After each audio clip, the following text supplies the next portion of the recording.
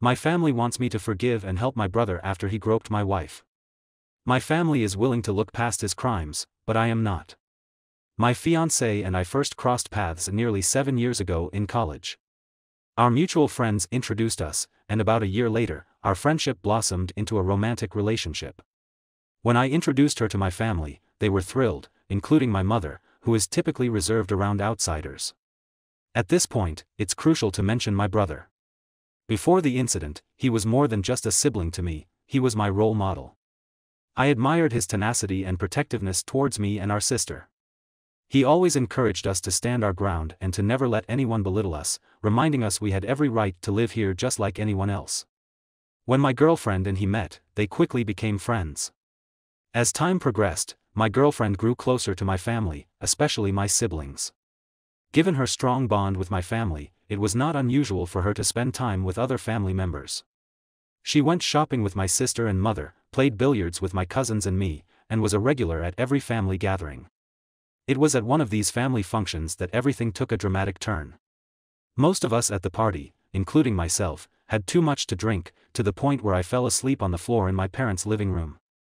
After the party, my girlfriend seemed noticeably distressed. When I inquired about her unusual behavior, she confided in me, "I think your brother tried to kiss me." I was so taken aback by her revelation that the lingering effects of the alcohol instantly faded. I asked her to tell me everything that had happened. She told me that several of the guests had gone to the roof to drink, seeking to feel the wind or something akin to that. One by one, they all left until only she and my brother were left up there.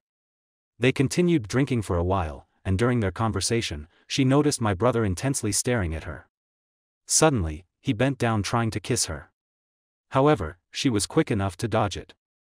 The atmosphere became extremely uncomfortable after that, prompting her to leave.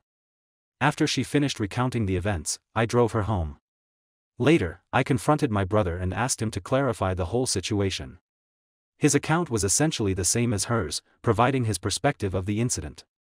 He apologized, blaming his inappropriate actions on excessive alcohol consumption, remembering that conversation angers me to this day. At that moment, I had thought it was just a dialogue. I couldn't have predicted what was about to happen next. After the party, my brother and I had a strained relationship. We hardly ever spoke, and when we did, it was as polite and formal as strangers. The only other person who knew about this incident was my younger sister. My girlfriend had revealed the story to her when she asked why my brother and I had grown distant. We decided not to share this with the rest of the family, fearing it would cause further fractures in our relationships. A few months later, my family organized another party where a lot of people were invited. At this point, I had hoped that enough time had passed since the kissing incident and that this event might be stepped towards normality. However, things took a turn for the worse. At some point during the party, I couldn't find my girlfriend. I looked for her for a while, presuming that she might be with my sister. But, an unsettling thought led me to check the rooms upstairs. As I ascended the stairs, I heard strange noises coming from one of the rooms. Upon opening the door, I was met with a horrifying sight. My brother was forcibly pinning my girlfriend to the bed, his hand covering her mouth and attempting to go underneath her dress, while she was desperately resisting. In a fit of rage, I pounced on my brother, beating him mercilessly. My girlfriend managed to leave the room and went downstairs to seek help. When my father and uncles arrived, I was still on top of my brother, who was now bloodied and battered. My father had to forcibly separate us, but I continued to hurl insults at my brother, while still attempting to hit him. Once we were separated, my father asked me what had happened. It took me a while to form coherent sentences, but I finally revealed that I had caught my brother attempting to abuse my girlfriend.